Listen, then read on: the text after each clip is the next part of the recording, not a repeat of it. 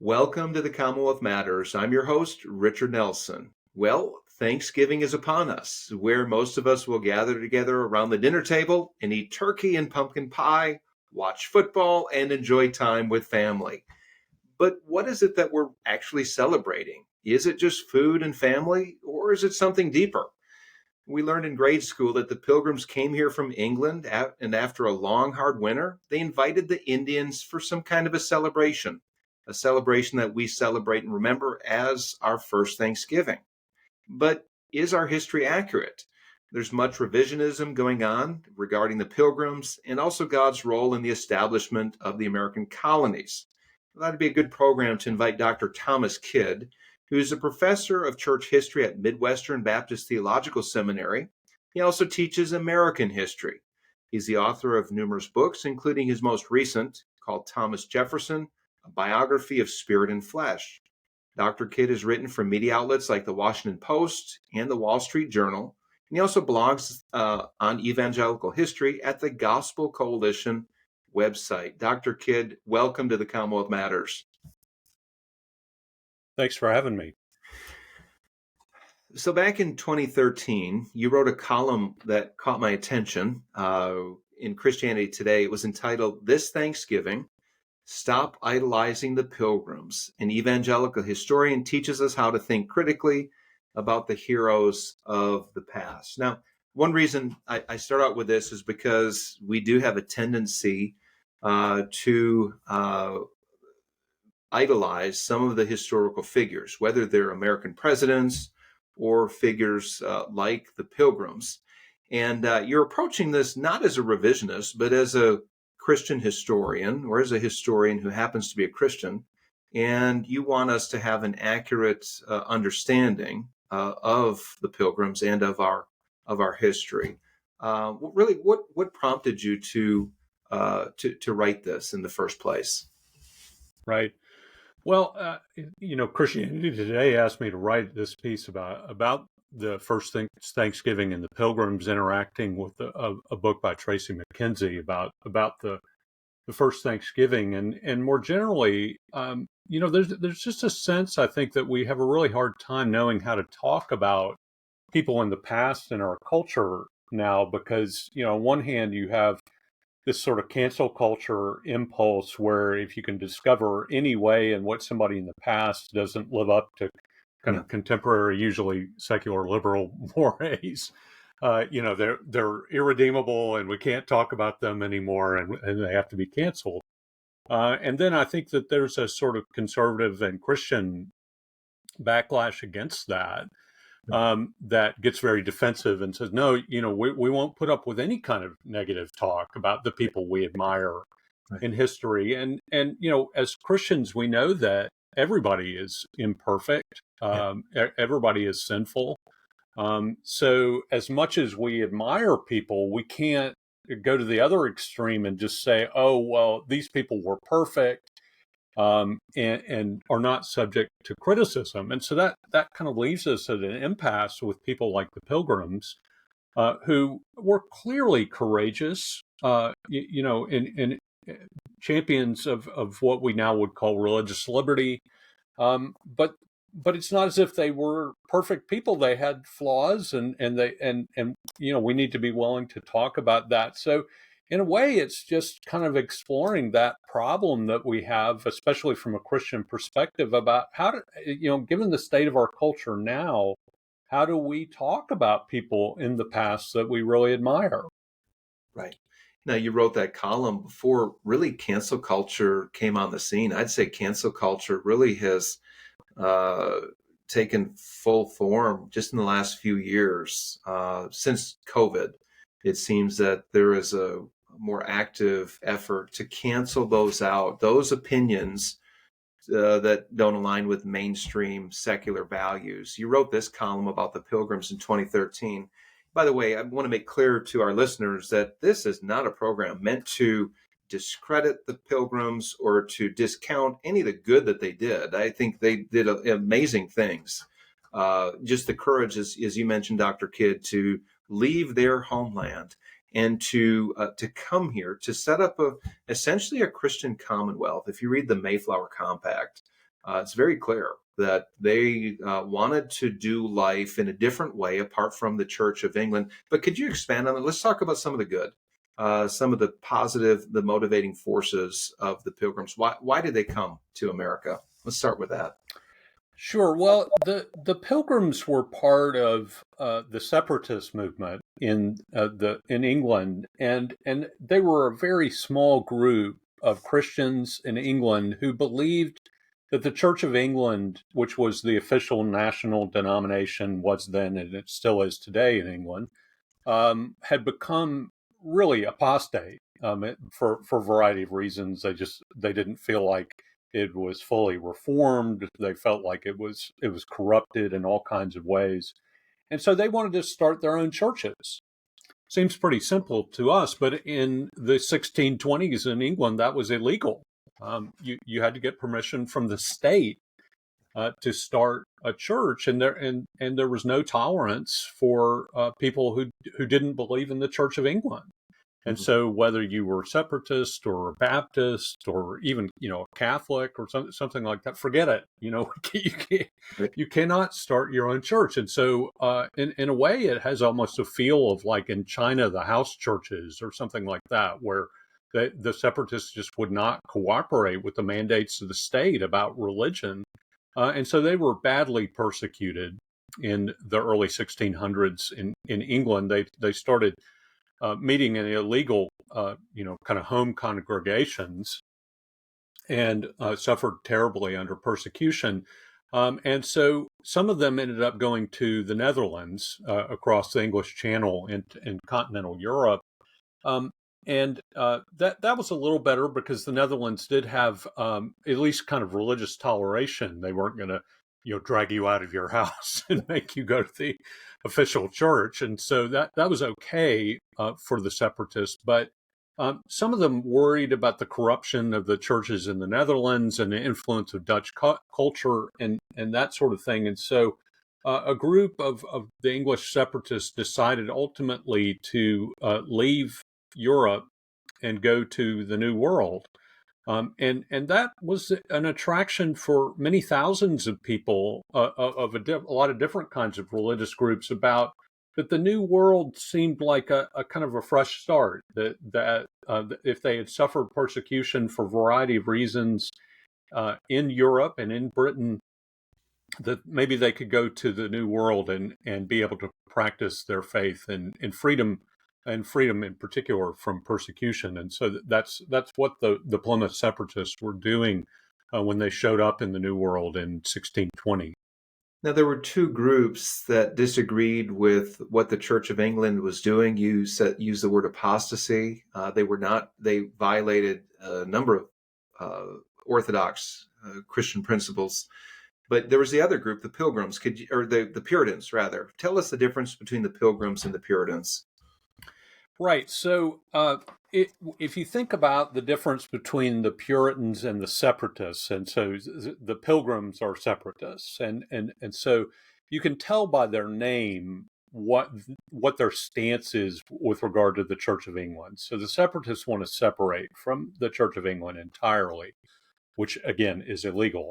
The Puritans were not quite as radical as the separatists. They thought that there were huge problems with the Church of England, but that they still thought it could be purified from within. So as a practical matter, the Puritans said, we are still part of the Church of England, but we need to work on a lot of biblical reform. And so the separatists come to Plymouth in 1620, but a much larger group of Puritans found Massachusetts in 1629 and 30. And so 10 years after the Pilgrims, quote unquote, come to Plymouth. And so the Puritans tended to think that the separatists were kind of fanatics, right? And so we think, well, all these people were just sort of, English Christians and stuff, and they all got along. That absolutely not true. The Puritans kind of thought that the separatists were crazy, but they were motivated by the same type of concerns about the problems in the Church of England. One of the ironies I see here is that if it was the Puritans who came here first and the Pilgrims came after, the Pilgrims wouldn't have had religious freedom to worship according to their conscience. Is that accurate? That's accurate. The Puritans, I mean, they came for religious freedom in the sense of being able to practice biblical faith and freedom, but they would not extend that freedom to people who did not agree with the Puritans.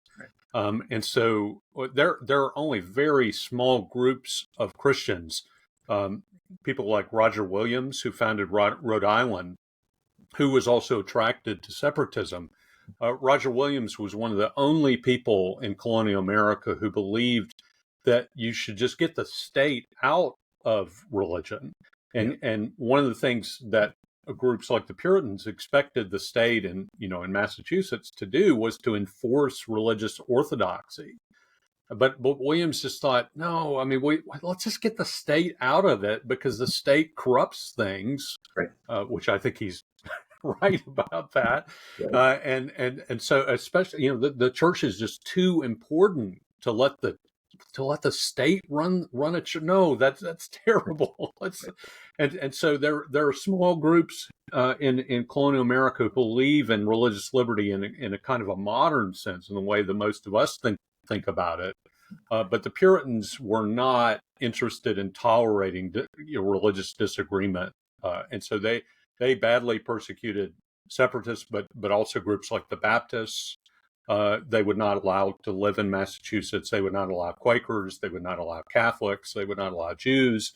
I mean, they in our view, I think even in a conservative Christian view today, they would be seen as intolerant. Intolerant and really creating a two-class society where unless you were part of the Puritan church, you would not have full citizenship rights. You had to be licensed to teach, and it could only be a Puritan church, a congregational church. You could not vote. You could not hold office. You did not have freedom of conscience. And along these lines, we did a conference back a couple months ago about Christian nationalism, and we were able to unpack some of these ideas. And again, this is not to discount the good things that the Puritans did, the good that they brought here. But this is there were certainly some warts and blemishes as well that we need to address and carefully think about. Dr. Kidd, let's talk about that first Thanksgiving. I just learned something yesterday as I was putting together notes for this program.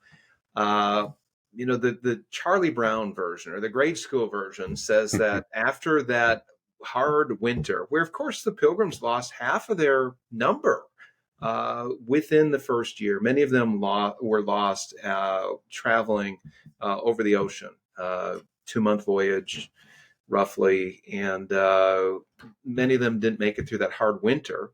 They ended up burying many of their people here. We think of Plymouth as the first place that they stopped, but it's really not true. They stopped, they first landed at Cape Cod. The Indians didn't welcome them there. They pulled up their anchor, got back in the ship, and then they went to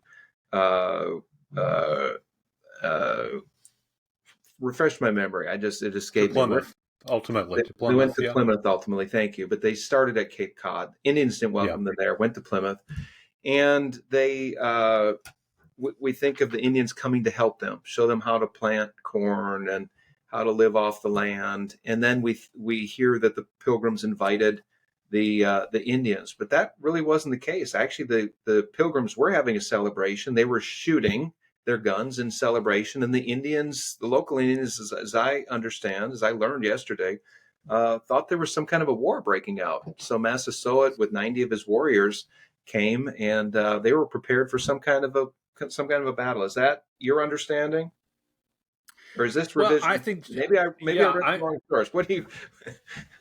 The records that we have of what happened in 1621 are just very spotty. I mean, and so we know that there was some sort of meal that they had with local Indians led by Massasoit, and there had been some diplomatic overtures between the local Indians and the Plymouth colonists. But as you said, that first winter. In the Charlie Brown version, it's easy to underestimate how harrowing that first winter was. And it wasn't a large group anyway, but half of them died. And that's part, I mean, it's not to criticize them, but it's so often the case that the early colonists just simply did not know what they were getting into. Yeah. And it's a horrible thing to think about them. I mean, so many of them died before they even got off the ship. There's starvation. It's just a terrible, terrible situation that they're in. And so I think that puts a different gloss on what Thanksgiving means for them is that they've sacrificed so much to come to the New World, and then they see half of their company die within a year. And so that first, it's a harvest festival, and they have gotten some help from local Native Americans about how best to grow crops in Plymouth. And so we can fill in some of the details about what they must have felt and what this was like. But it's a grim occasion as much as a celebration of just thank God that some of us are still alive. And they are undoubtedly thankful for the help that they got from Native Americans, but it's in a minor chord, I think, more than just sort of quaint celebrations and the incredible material abundance that we enjoy today is nothing like what they experience. They're just trying to survive. Right. Of course, the Indians did bring deer. The records indicate that they brought five deer to the celebration. The Indians did have turkey. Many of the other foods that they had were not like what we have today. I understand they had shellfish. They didn't put stuffing inside the turkey. They didn't pumpkin pie. I don't think they were making pumpkin pies, that kind of thing. No, there were no pies, and we think that they almost certainly ate eel. Yes. So, I understand. but yeah, clams, lobster. They did seem to have turkey, though. I mean, so at least there's that makes it recognizable. But otherwise, it's just what they had around, and so it was, again, it was not this kind of go to the grocery store in abundance that we enjoy today. Yeah, very good. If you're just joining us, you're listening to the Commonwealth Matters. I'm Richard Nelson, talking with Dr. Thomas Kidd about the Pilgrims and Thanksgiving. Dr. Kidd, how did the original Thanksgiving celebration turn into a modern holiday? I know it didn't. It was celebrated by the Pilgrims early on, but then there were lapses where it was not celebrated every year. It was not a national holiday. How did it become a modern holiday? Well, so Thanksgiving as a observance is really an older Christian tradition that predates 1620. It was just normal, especially in a situation where you had a state church, for the government and the churches to announce that we're going to set aside a certain day as a day of Thanksgiving. But it wasn't necessarily the same time every year. It was more just if say there's a great victory in a battle or something like that they believed that they were accountable to God for all good things that happened, and their fate as a people, so that they would just regularly have Thanksgiving services, and so that is what 1621 is just an occasional Thanksgiving service. But they would also have days of prayer and fasting. Yeah. Sometimes they called them days of prayer, fasting, and humiliation. If you can imagine, the government saying we need to have a day of prayer, fasting, and humiliation before God. In other words, everybody was familiar with the idea of having a day of Thanksgiving. It just wasn't like a national holiday, like you said. And so the colonies would do that. Britain would do that. And then, of course, everything changes with the Revolution. But the Continental Congress was regularly declaring days of Thanksgiving or prayer and fasting. And so when George Washington becomes president in the 1780s, it's just as natural as it can be that his administration would declare days of Thanksgiving. And so they began that practice right away in 1789, and that Thanksgiving happened to be in November that Washington proclaimed. But that, I think, is when you start to have the attachment to November. And it is a natural time because of the kind of the end of the harvest and moving into winter. Right. It's a natural seasonal time to have I it. have a connection issue. But it didn't become fixed. Okay. Sorry, Dr. Kidd, we just had a little connection issue. Can you hear me? It's okay. Okay, sorry about that. Yeah. So you were talking about President George Washington, first president of our new nation. He would issue proclamations calling for prayer and a proclamation for Thanksgiving. Was this based on the historical context of the Pilgrims, or was this based on maybe he had some ideas of where the state could act in somewhat of a religious capacity? We do know that he called upon God. He did attend church. But where did he get this idea to have a proclamation calling for prayer and fasting and even a proclamation of Thanksgiving? Do you have any idea where that came from? Sure. Well, I mean, people like Washington were entirely familiar with the practice of calling for days of Thanksgiving or days of prayer and fasting.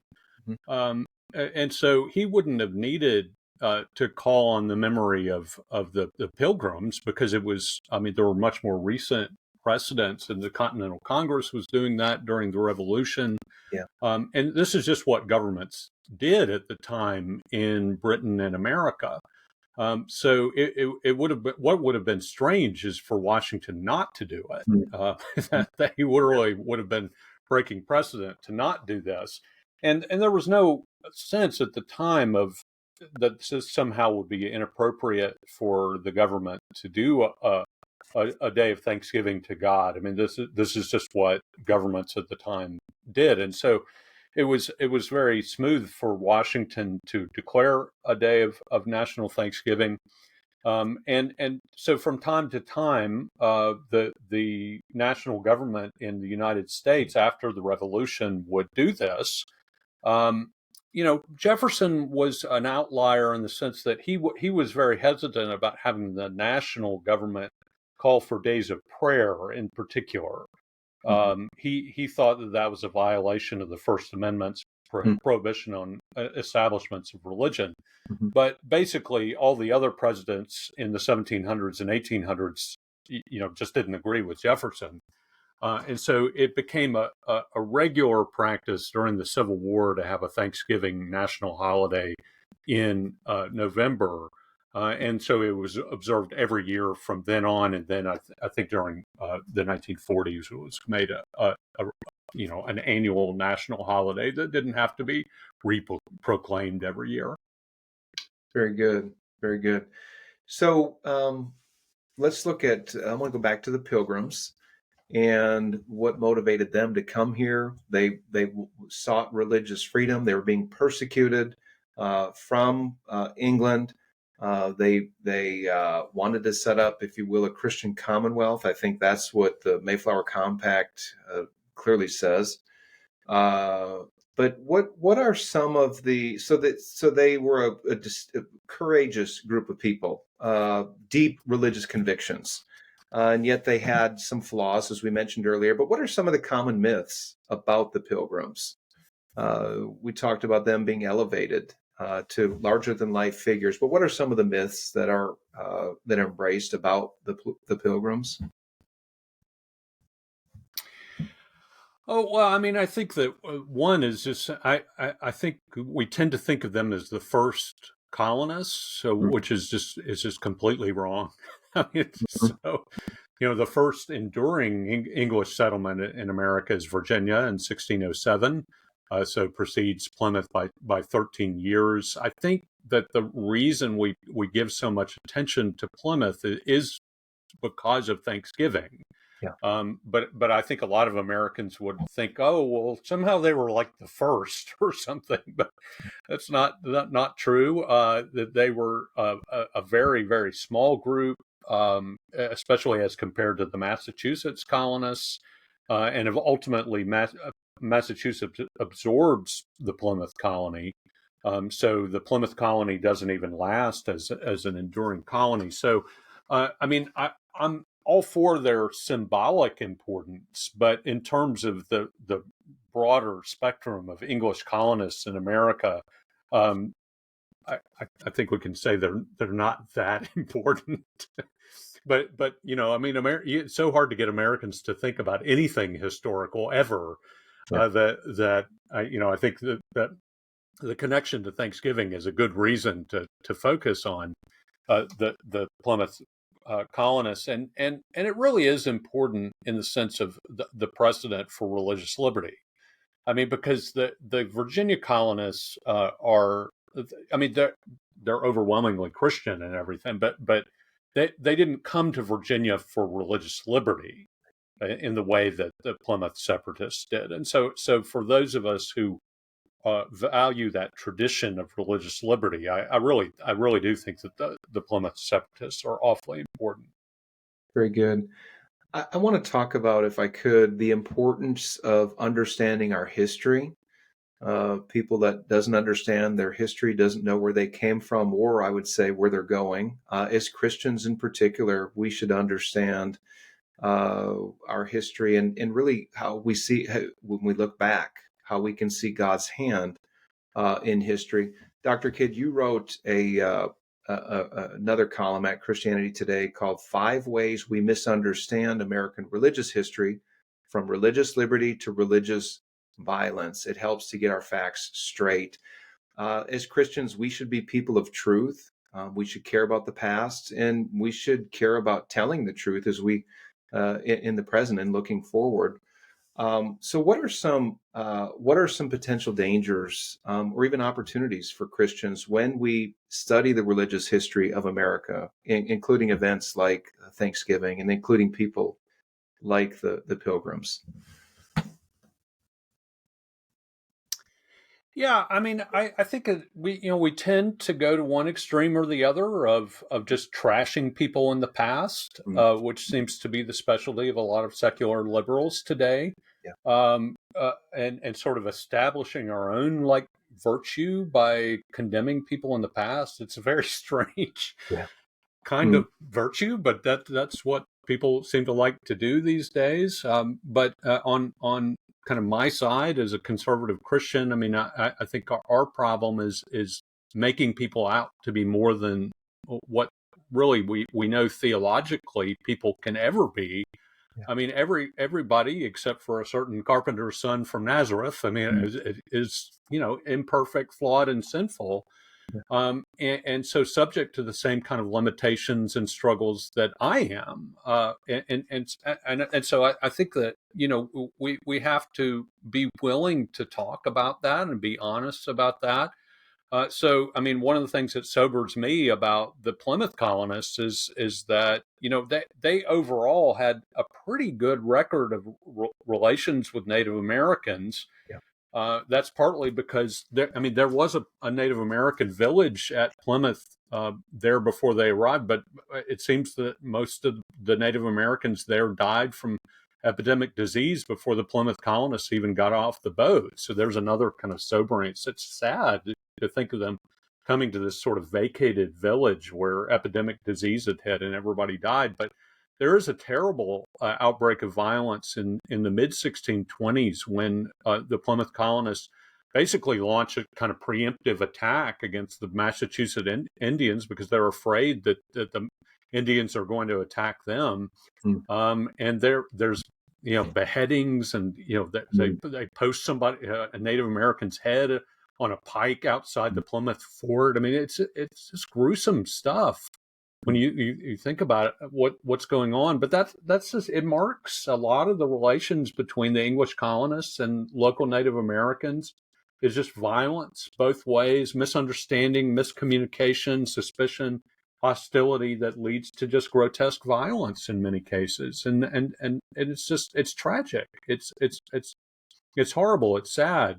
And so there, I think we always have to be open to seeing the tragedy and the errors and sins even of people in the past, and leading to, I hope, humility on our part, of not triumphalism about how much better we are allegedly than people in the past, but just humility about the sad record of human history and violence that's just marked by sin. Yeah. No, that's very well said. You had mentioned that we see people today trash those historical characters when they find a flaw or they find terrible, egregious sin. They trash them, and I'm wondering how, as Christians, we can look at our historical figures who had some virtue, courage, deep religious convictions, and yet very flawed, and did some, as you just shared, some terrible things. I guess I'm answering my own question. We look at our own fallenness, our own sin, and realize that none of us are perfect. But yet, Dr. Kidd, and I guess here's where I want to go with this. How do we process through American history in light of flawed, sinful human beings who did have virtue in some cases, and yet they had sin and they made some terrible mistakes? How do we process through that? Yeah, I mean, I think that we have a perfectly good model in the biblical mode when you think about the way that everybody in the Bible is presented aside from Jesus. I mean, you think about David, for instance. I mean, who, if it was just standard kind of mythology, the Old Testament writers would have presented David as this just unalloyed hero who's entirely admirable, but instead he's incredibly successful and admirable and wonderful, and then he just wrecks his life and his family with the business with Bathsheba and Uriah the Hittite, and so I mean that to me is a more a realistic mode, and it's a more biblical mode of saying, that people can do great, wonderful things, but that everyone is tainted by sin. Yeah. And that's also a better model than cancel culture model, Yes. because I have no problem with criticizing historical figures when warranted. What I have a problem with is the idea of wagging our fingers at people in the past, Yeah. as if we know we would have done better than them. Yeah. I mean, we should be humbled by people's failings in the past. We're saying, look at somebody who's so great and so admirable and did such wonderful things, and yet they have this sin in their life, limited vision and all kinds of problems.